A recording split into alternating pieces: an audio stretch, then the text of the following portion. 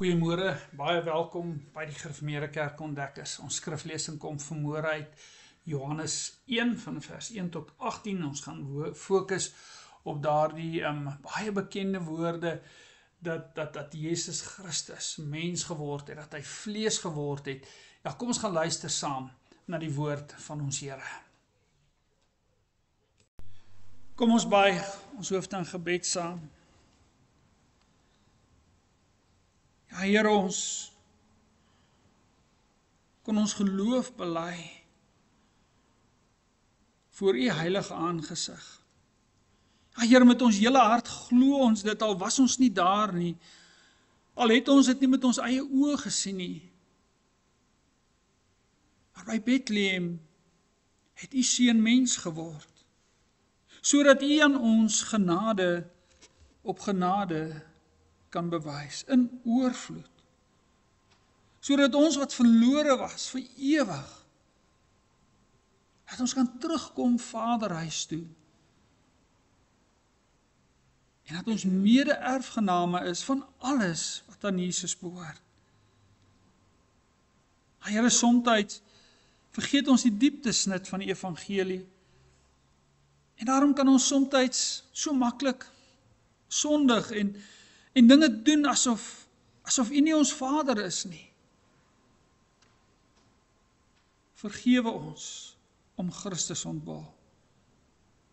Lei ons deur U Gees ook op ons pad van heiligmaking, dat daar in ons harte werklike begeerte sal wees, om die sonde met alles in ons te haat, en om met berou daarvan weg te vlug, die arms van ons Here en ons Koning, sodat ons meer en meer met hom bekleed kan wees, en sodat U verheerlik kan word. Ja, Here, U het reeds ons Halleluja lied gesing, U het reeds ons blydskap gehoor, soos ons U naam groot maak, en dis wat ons ook vanoggend wil doen, as ons nou U woord gaan lees, as ons dit gaan oordink, dan is daar een begeerte in ons harte, dat U naam geheilig sal word.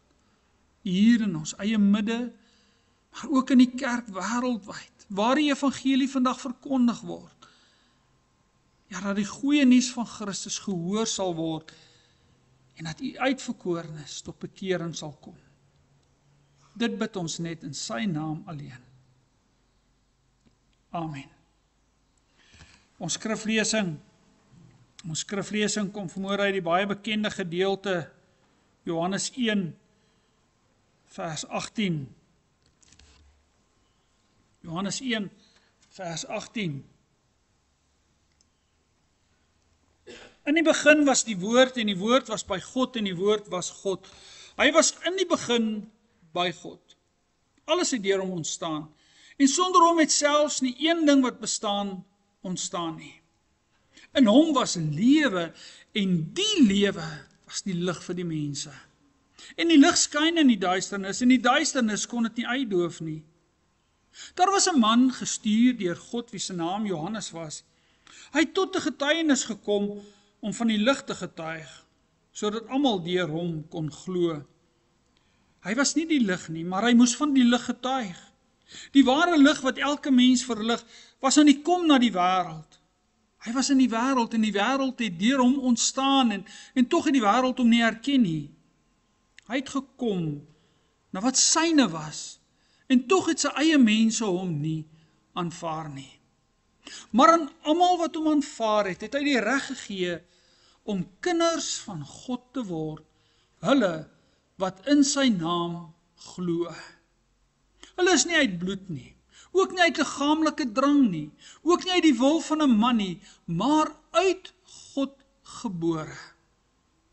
En die woord het vlees geword, en onder ons kom woon.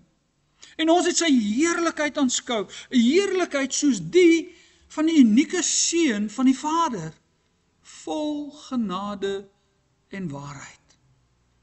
Johannes getuig oor hom en roep uit, hy is die een van wie ek gesê het, hy wat na my kom, is my voor, omdat hy eerste was.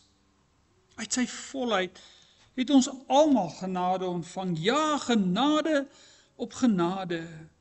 Want die wet is deur Moses gegee, die genade en die waarheid het deur Jesus gekom. Niemand het God nog ooit gesien nie. Die unieke seun, self God wat teen die bors van die Vader is, hy het hom bekend kom maak. Tot sover ons skriflesing. Ons gaan fokus op die woorde in vers 14. En die woord het vlees geword en onder ons kom woon. En ons het sy heerlikheid aanskou, 'n heerlikheid soos die van die unieke seun van die Vader, vol genade en waarheid. Die wyse Salomo het al die belangrike vraag gevra, maar kan God werklik op aarde woon? En die rede hoekom Salomo met hierdie vraag worstel, gee hy self as hy sê, kyk, die hemelruim en die hoogste hemele kan u nie omvat nie. Hoeveel minder hierdie tempel wat ek gebou het. Ek sien die groot en almagtige God wat oor en bo sy hele skepping is, want hy het dit geskep. Ja, wat van die verste ster tot die verste sterrestelsel waaraan ons kan dink, ja, sy almag laat geld. Hoe vang jy hom op een plek hier op aarde vas? Ja, die Ou Testament leer ons, nadat God sy wet by Sinaï aan sy kinders gegee het, was hy in die tabernakel. In hulle midde, in 'n wolkkolom. Ja, was hy daar teenwoordig. Ook hier, met die inwyding van die tempel van Salomo, ja, toe hulle die tempel ingewy het, het God daar op die tempel weer in 'n wolkkolom verskyn en kon hulle duidelik sy sigbaarheid gesien het. Hierdie teenwoordigheid van God in die midde van sy kinders het in die tyd van die ballingskap heeltemal verdwyn. Nie omdat God nie meer omgegee het nie. Nie omdat sy wet so sleg was nie, maar omdat ons so sleg is. Ja, omdat die mens so sleg is. Ja, die vraag van Salomo, maar kan God werklik op aarde woon? Mense, is versekerlik een van die allerbelangrikste vrae waarop ons 'n antwoord moet kry. Dit is so persoonlik vir elkeen van ons. Want midde 'n stikkende wêreld vol uitdagings, is en bly dit altyd die belangrikste vraag waarmee elke mens worstel of hy het besef of nie. Kan God werklik op aarde? Kan God werklik by my bly? As die apostel Johannes,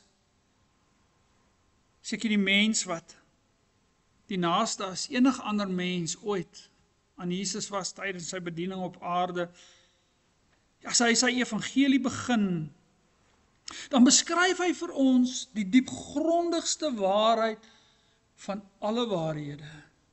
Die mooiste van alle mooiste woorde, die wonder van alle wonders.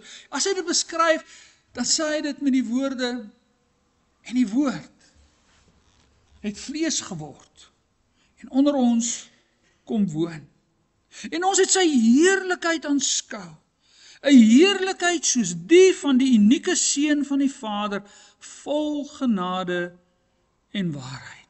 Ja, met hierdie woorde maak die apostel gedryf deur die Heilige Gees vir Christus die hoofkarakter, die hoofrolspeler, die begin en die einde van die ganse geskiedenis, van die ganse heelal. Ja, met hierdie woorde bring die Heilige Gees ook die Seun van God in ons harte in.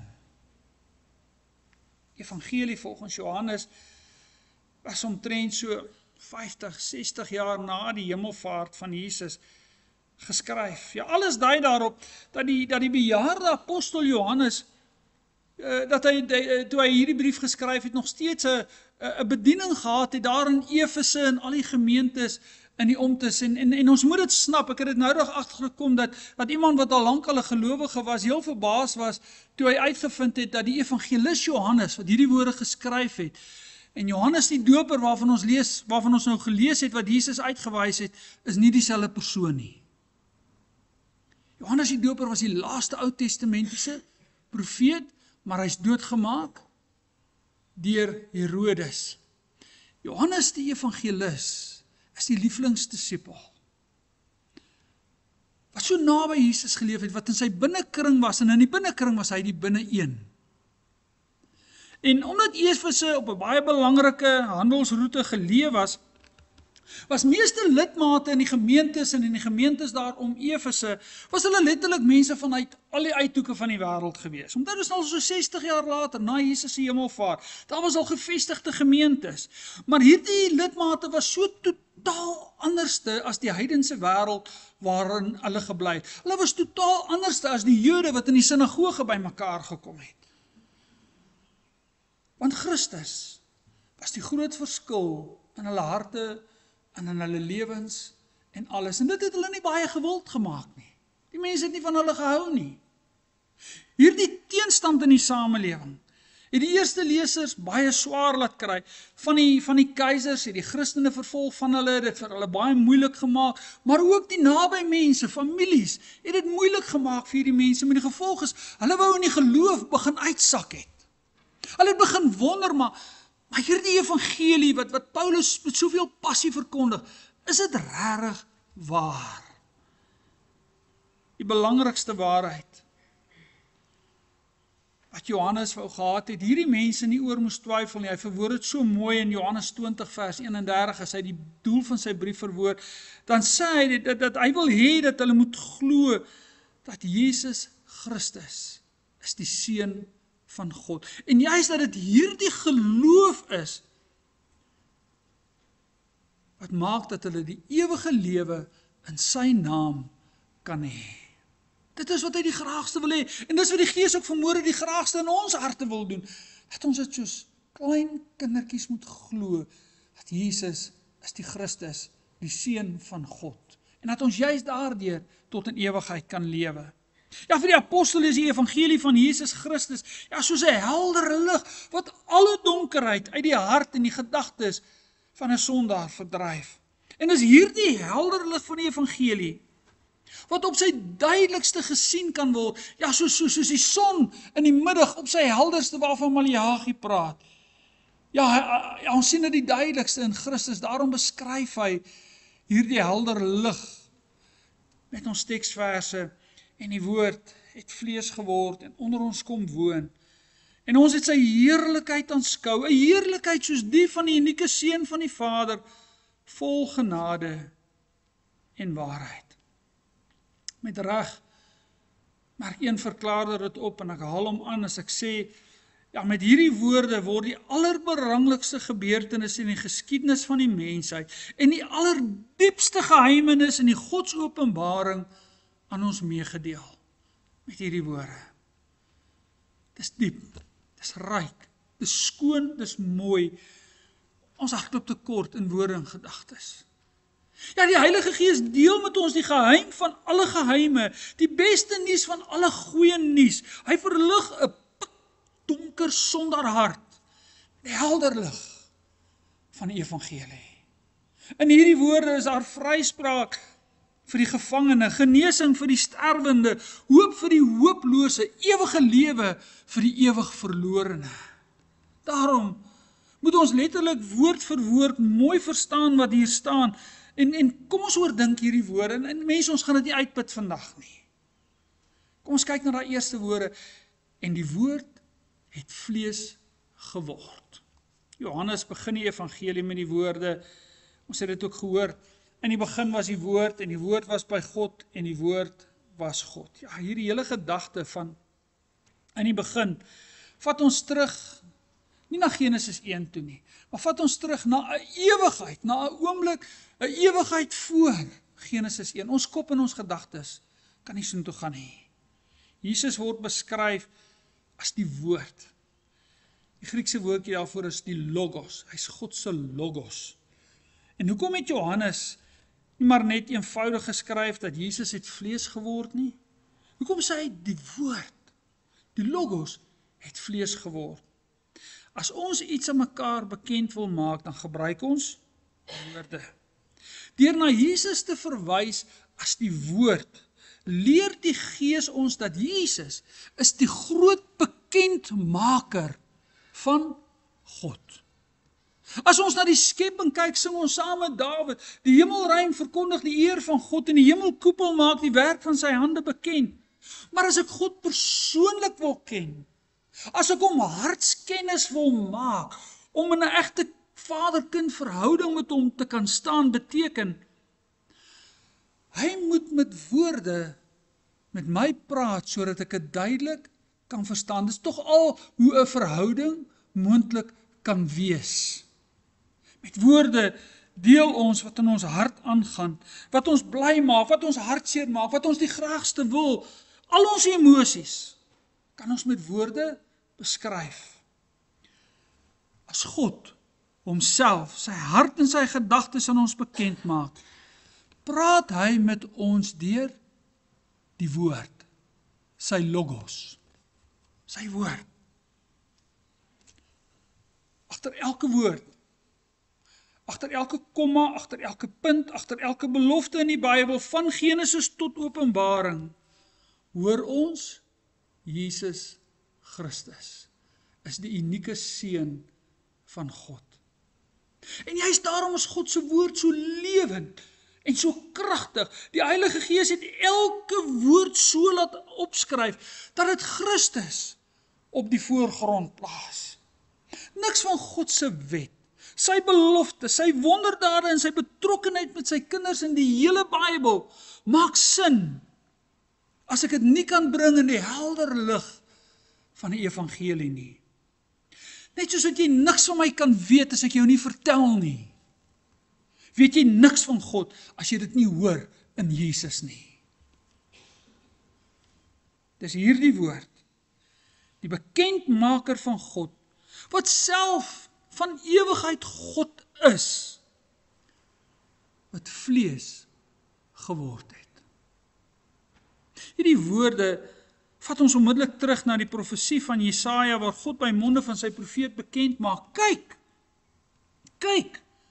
die jongvrou is swanger en gaan 'n seun in die wêreld bring.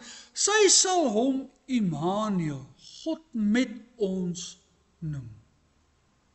In die nag, daar in die stal in Bethlehem is 'n kindjie wat deur die Heilige Gees in die skoot van Maria ontvang is gebore. Maar die unieke seun van God, Jesus wat van ewigheid af God se seun is ook deur God aan ons gegee. Die grootste geskenk van alle tye. Wat my stom slaan, is dat jy mense kry wat kan aanvaar dat God het alles geskep, maar wat dit moeilik vind om te kan glo dat God het mens geword by Bethlehem. Vanaf die begin van die Nuwe Testamentiese kerk tot vandag toe, naas die opstanding van ons Here Jesus Christus, is dit net vir party mense te moeilik om te glo.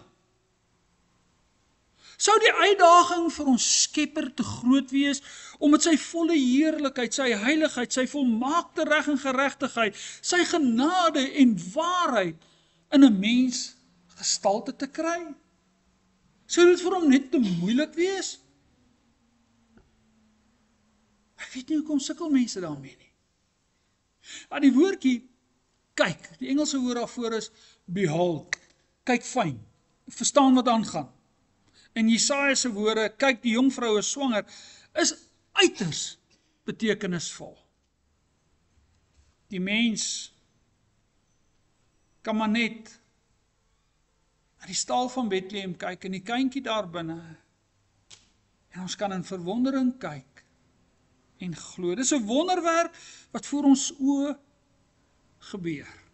Dis 'n godsgeheim wat op 'n goddelike wyse aan ons bekend gemaak word en aan ons gegee word. Jesus is God in 'n menslike liggaam. Kan ek dit alles verstaan sodat ek dit aan jou kan verduidelik? Wat het nou eintlik daar gebeur? Nee, ek kan nie. Dis die drie enige God aan die werk. Ons kan maar net in verwondering kyk en glo, want die woord maak dit so aan ons bekend. Kyk, in Jesus word God mens. as ek met God wil praat, as ek enigiets met God wil doen, as ek na sy liefde smag, as ek by hom wil wees, as ek kwaad en woedend is, omdat ek nie my omstandighede verstaan nie, kan ek nie net op enige plek en enige tyd in Christus by hom wees nie. Maar ook, in Christus is God Immanuel.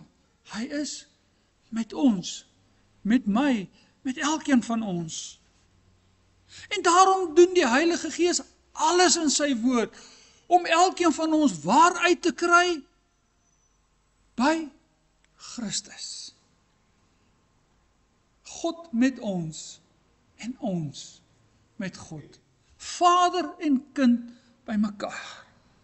Kyk, weet en glo. Mense, as ek 'n beeld van Paul Washer kan gebruik, en dit kom so mooi in hierdie gedeelte uit. Wie julle, as ons alles in die skepping vat, wat nog ooit daar was en wat gemaak is, en ons sit dit aan die een kant van 'n skaal. As ons al die mense wat nog ooit gelewe het, ons vat hulle, ons sit hulle ook aan die een kant van die skaal. Al die diere, alles wat nog ooit was en sal wees, en ons sit hulle een kant in die skaal.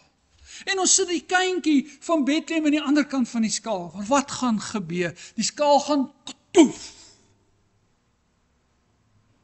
So groot is dit wat gebeur het by Bethlehem. God word mens.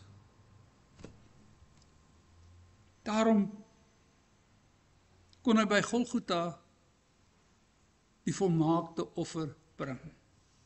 Daarom het die Gees hom uit die dood uit opgewek, om hom Here van hemel en aarde te maak, sodat elke knie voor hom sal buig op 'n tyd.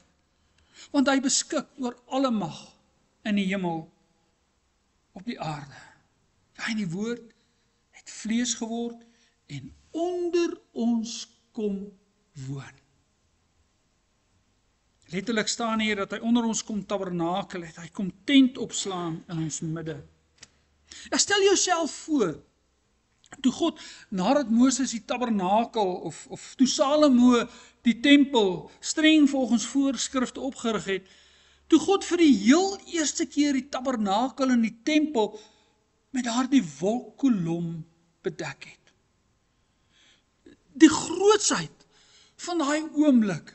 Moses kon nie eens die tabernakel ingaan nie. Die heerlikheid was net te groot. Ook toe God die tempel gaan lees dit in 1 Konings 8.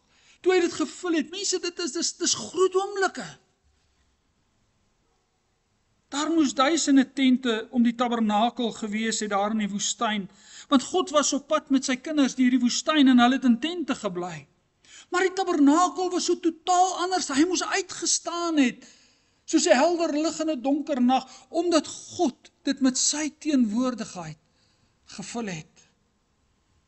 Die kindjie van Bethlehem, die timmermansseun van Josef en Maria in Nasaret. Jesus tydens sy bediening hier op aarde aan 'n kruis vasgespijker en 'n graf neergelê. Het vir baie ander mense maar net na nog 'n doodgewone kind gelyk. Net nog 'n sogenaamde profeet wie se lewe skeef geloop het. Tog was hy oorvol gemaak, was sy hart geheel en al gevul, tot in sy diepste wese, met die heerlikheid van God. En hiervoor moes die Heilige Gees die oë van die disippels en al sy navolgers oor al die eeue oopgemaak het. En daarom kan 'n bejaarde apostel Johannes skryf, en ons het sy heerlikheid aanskou. 'n Heerlikheid soos die van die unieke seun van die Vader, vol genade en waarheid. Ja, vir so baie van die Jode in Jesus se tyd op aarde, was hy maar net nog 'n kindjie. Net nog 'n ou profeet soos Elia, of wie hom ook wou gemaak het. Tog sê Jesus vir sy disippels, maar gelukkig is julle oë, want hulle sien, en julle ore, want hulle hoor. Gelukkig is julle.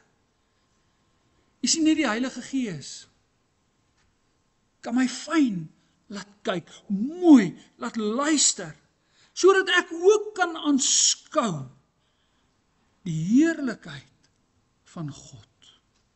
Die Gees wat die helder lig van die evangelie in ons harte laat skyn, laat ons ook opnuut hierdie Kerstyd na Jesus kyk, sodat ons hom kan aanskou, mooi kyk, fyn kyk, mooi luister, verstaan wat gebeur. Ja, oor die heerlikheid van God gaan ek en jy in tyd en ewigheid nie uitgepraat raak nie. Ek glo nie ons het 'n woordeskat om dit te kan beskryf nie. Maar in hierdie vers kom die apostel self en hy vul hierdie woord, die heerlikheid van God, met 2 woorde. Genade en waarheid. Genade en waarheid. Ja, as die Heilige Gees ons fyn laat kyk na Jesus, sal ons sien dat hy oorloop. Die Griekse woord wat hier gebruik is wanneer ek kan 'n ding volmaak tot op die brim, tot op die rand, né? Maar wanneer ek te veel gooi en die goed loop oor, dis die woord wat hier gebruik word. Christus weerspieël God se heerlikheid, omdat hy oorloop van genade en waarheid. Die woord genade herinner ons aan Eksodus 34 vers 6, toe God homself net in 'n wolk aan Moses bekend wou maak. Moses wou hom sien, dan sê God, maar jy kan my nie sien nie. Gaan staan aan 'n rots, ek sal verbygaan. Dan hoor ons daai pragtige woorde, die Here, barmhartig en genadige God, geduldig, oorvloedig in troue liefde en waarheid.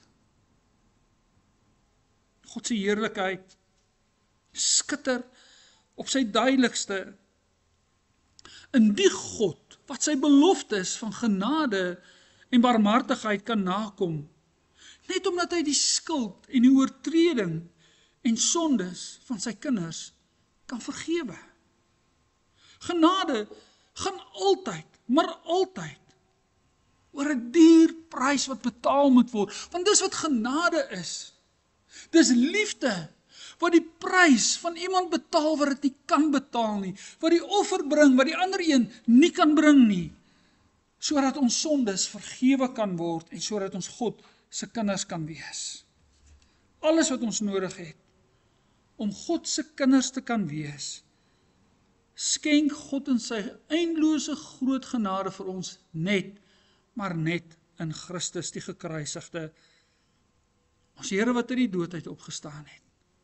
Net by die kruis geniet ek en jy God se liefde wat oorloop in Christus.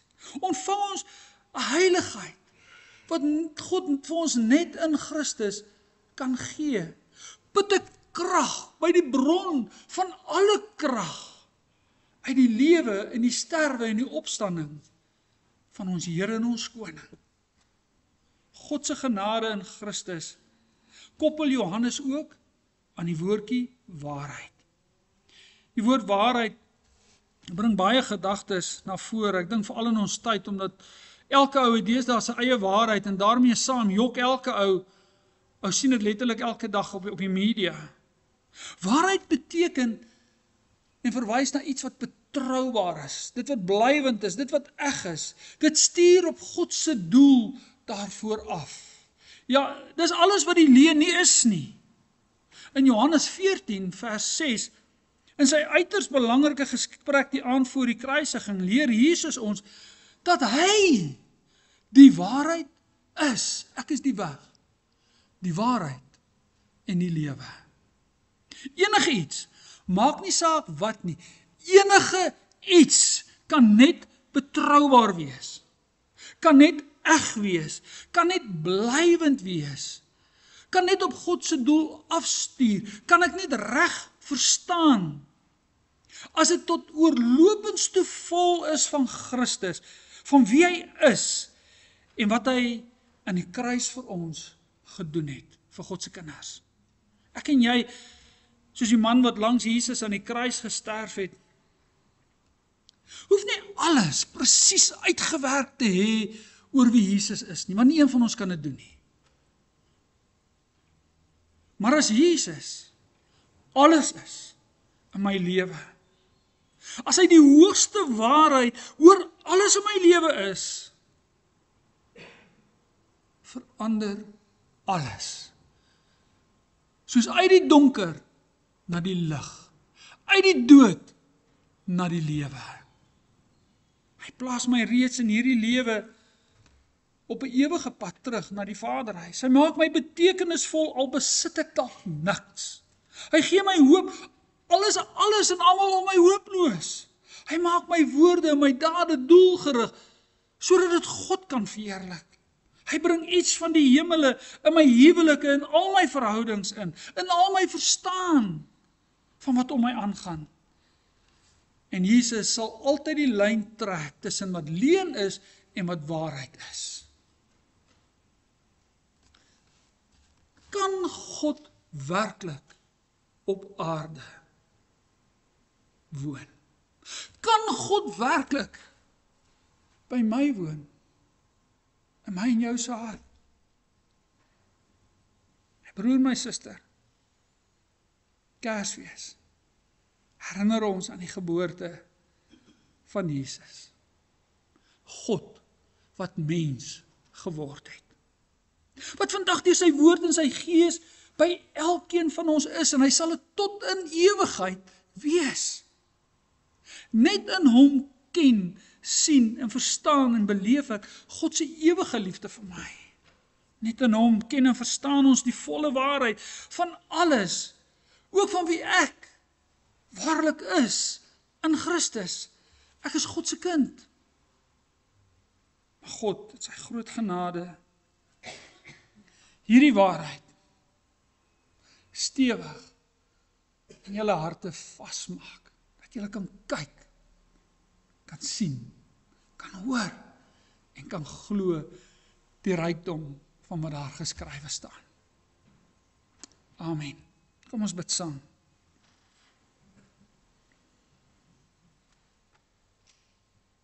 Onse Vader in die hemele, wees ons as mense dat jy met ons bemoeienis sou maak vanoggend. Wees ek, wees elkeen van ons, dat jy die rykdom van die evangelie in ons ore laat echo. As die Gees soos 'n tweesnydende swaard tot ons harte deurdring, hoekom ek? Hoekom elkeen van ons?